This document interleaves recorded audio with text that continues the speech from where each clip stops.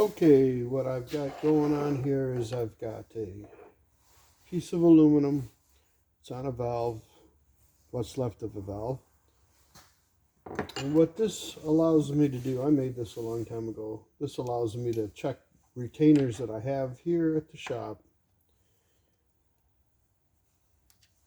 And I know that with the Pontiac, with the valve spring I'm going to be using and the shim, I would like to be 50 thousandths more than the stock retainer. And of course, with aftermarket springs, you always want to make sure your retainer is compatible to your spring diameter and there's nothing binding and going on there. Okay, so I measure that from here to there. Okay, so I zero this. Then I take a retainer that I believe might work, but I want to check it.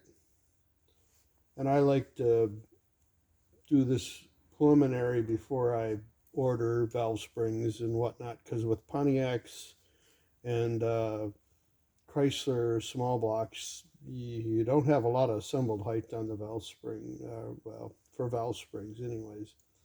So I know that I'm going to get 66 thousandths more with that retainer. That's exactly what I want. That'll allow me to put a good hardened shim underneath the spring. And I always like to try to do that. It's very simple. It's just a block and I drilled it. And you can move this anywhere you want.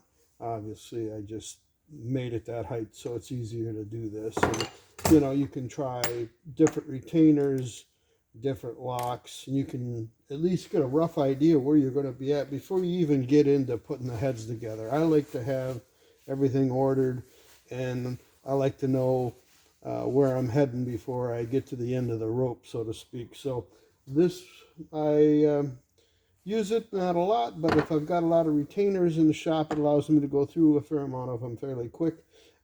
Everybody's got a different designed retainer, so you don't really know where you're at until you actually have the parts in your hand.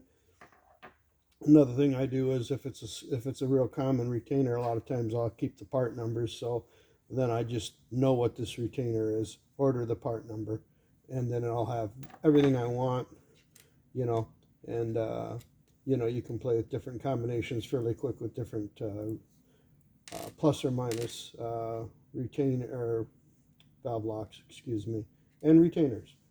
Hope get something out of it. I know it's fairly simple, and but you know, that thing saved my butt a few times, so that's it.